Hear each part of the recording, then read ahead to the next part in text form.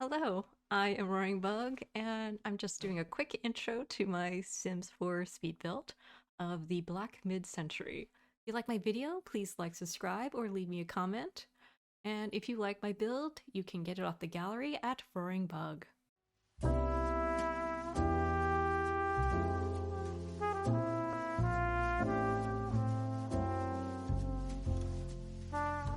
So first things first, I am starting with making the basic shell of this mid-century house.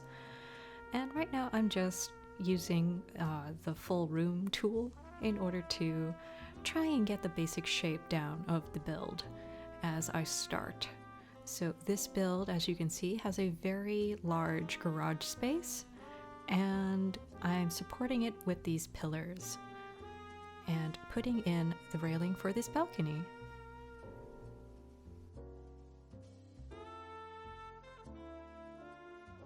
So this build, as I said, is a mid-century home, and it is loosely based on that reference picture that I got off Pinterest.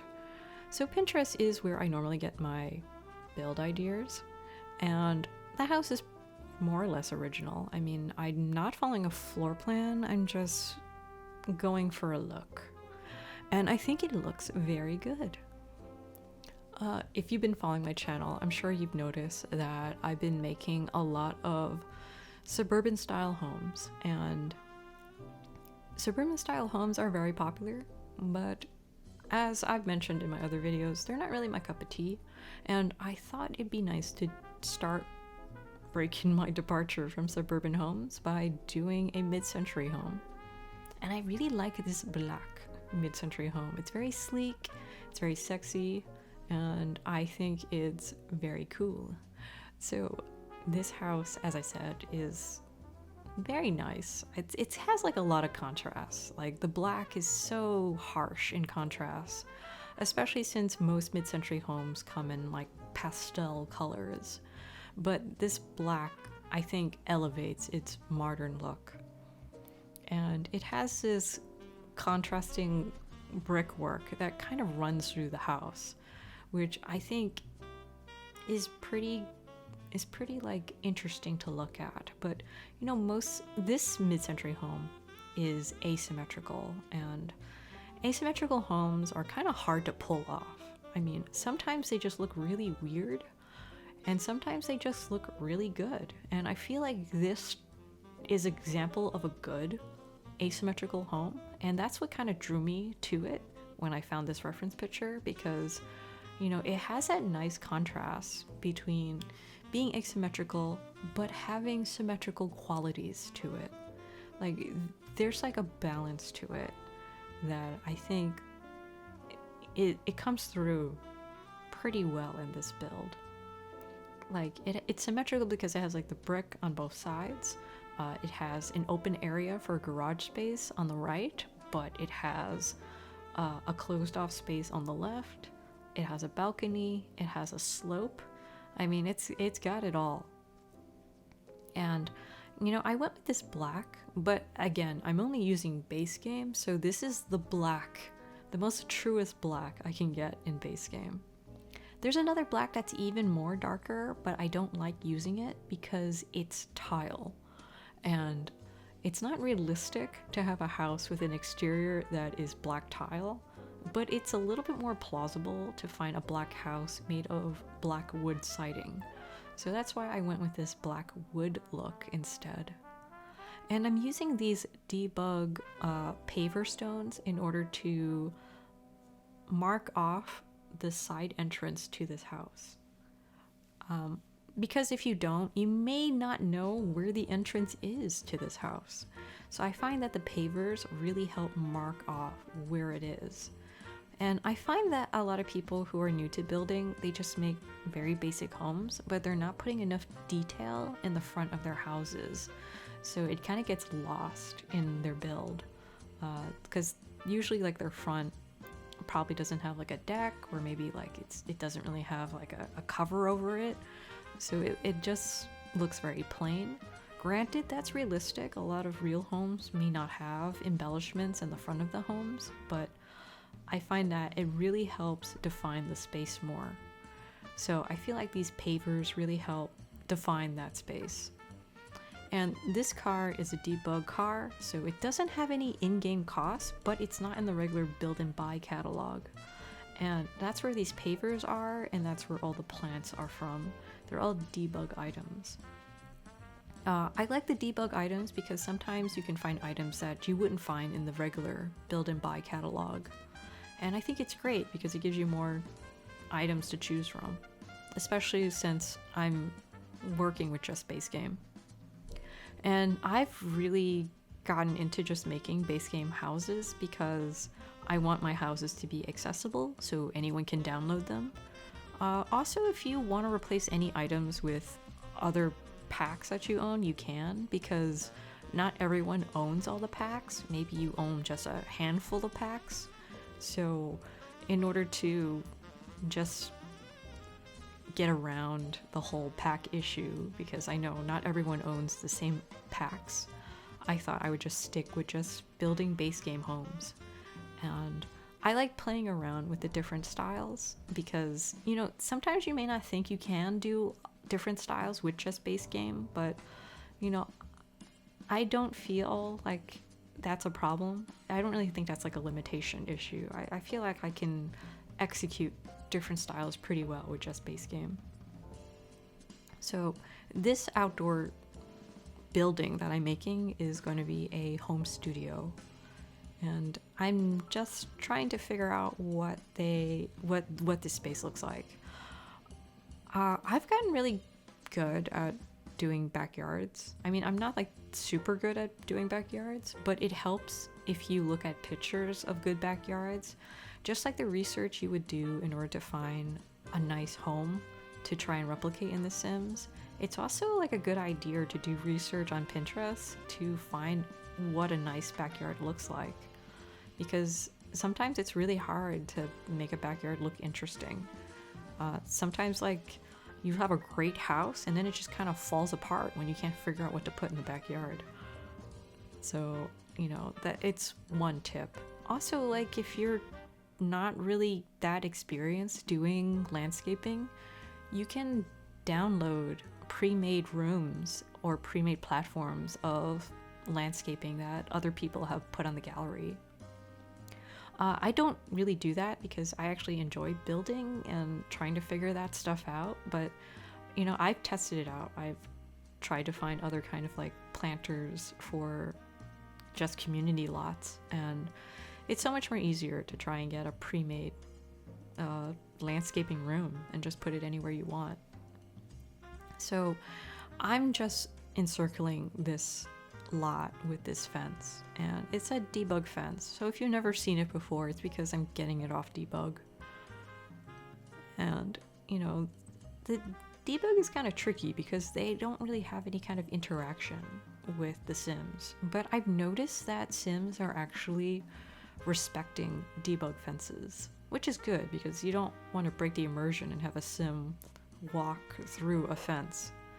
So I think that's pretty nice. And I didn't put too much furnishing out in this backyard space. I just put loungers, a barbecue, and just this table and chair set out here just so that they have something out there.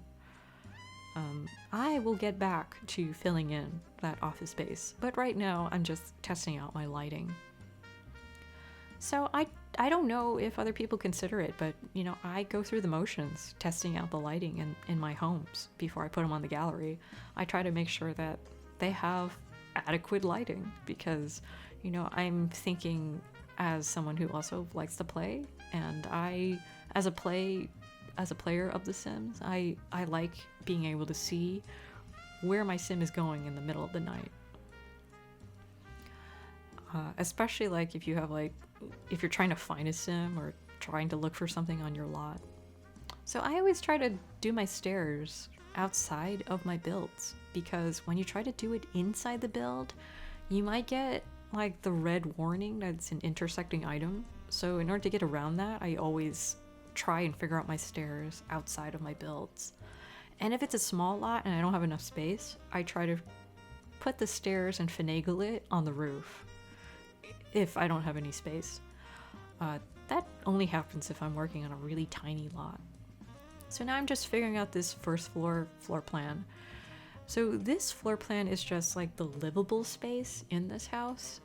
I feel like it's a little tight, but again, I tend to like wide open spaces for my Sims. I mean, it's adequate. They can get around. I mean, I played The Sims enough to know that the routing would be pretty good because I don't really do that much clutter. Frankly, I don't really like that much clutter because, like, in real life, I don't like clutter. But in The Sims, it makes sense to put clutter because it makes a house look realistic and livable. Like, it's been lived in. But I don't really like clutter in real life. So I don't really put that much clutter in my fake Sim life. And this house is just very black and white. I just do a little bit of color here and there, like the couch is like a pop of yellow in this space, just because I feel like since this space is so modern, it can handle like a pop color item in the house. So that's why I made it yellow. But this build is basically black and white. So yeah, I'm just using like the cheapest stuff in this kitchen. Oddly enough, it works well in a modern build to use the cheapest items in the game. But you know, if you download this build, and like I said, you can replace it with any kind of packs you do have. But you know, it's a fully functional house. So I'm just putting down like the essentials that you need for your Sims. So I put like the full kitchen, a TV, a trash can, and a fire alarm. I don't really think your Sims really need the fire alarm because it just sounds off when there's a fire, but it doesn't really do anything. It's actually much more better in gameplay to use the fire box because it activates a sprinkler system and it actually puts out a fire for your Sim inside the house. So that's what I normally try to put in my builds. I don't think I put one in this build. This bathroom is very black and white and unfortunately has 3 giant windows. But, you know, I covered them with blinds. But your Sims don't really care about privacy. And I put a plant in there because I feel like plants help. Plants help in a build. And I'm just putting like modern furnishing in this house. And now I'm up into the second floor. So this second floor came together pretty quickly. I mean, it's not a very big build, and I just kind of follow the contours of these corners. I feel like that's the easiest way to map out a room, is just follow the corners. So this ends up being a 2-bedroom, 2-bath house, and I think it looks really good. Unfortunately, this bathroom doesn't have any windows. So, like, yeah, like the downstairs bathroom has too many windows, but the upstairs bathroom just doesn't have any. So this room over here, the first bedroom I'm going to furnish, this is a kid's bedroom. So it has a kid's bunk bed, but I also put a toddler bed in there too. So you can fit at max 4 Sims in this house.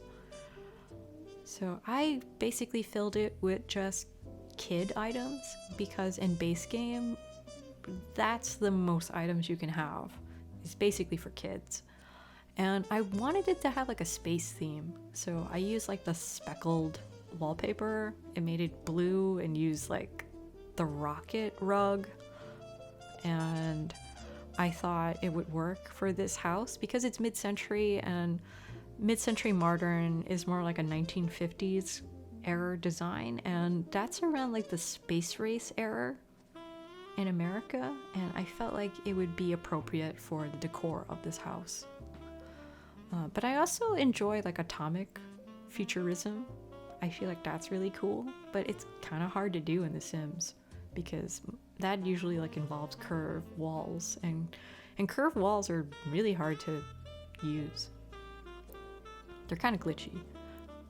This bedroom is the primary bedroom, and I just furnish it very lightly, like I said, as a black and white room. So it has like all the necessities that you need in a bedroom, like a dresser and a few clutter items here and there, and this modern bed. And I wanted to put something on this balcony, so I just put a bench. I could have put a telescope up there, but I just put a bench. And I put some windows in this stairwell just because I thought it could use some more light. But I end up changing the color to one that matches the brick, so it becomes like this tan color. So now I'm moving on to this home studio. So before I moved on to the home studio, I ended up putting a radio and books in this living space because like they're good for gameplay, having a radio, books, and a TV. And I'm using the 9 key in order to lift that curtain into the right position. So this room has a computer, an easel, a workbench, a guitar, and planters. These items really help your Sims. The guitar, not so much, but the other items can really help your Sims earn simoleons. And these string lights are base game. So if you want them, you can get them off the gallery. There was some kind of like base game event that happened, but you can find them off the gallery and it doesn't count as another pack. And now I'm just doing a little bit of terrain dirt just to give the house a little bit more realism. So I'm heading towards the end of my video. So thank you so much for watching and enjoy the screenshots. Goodbye.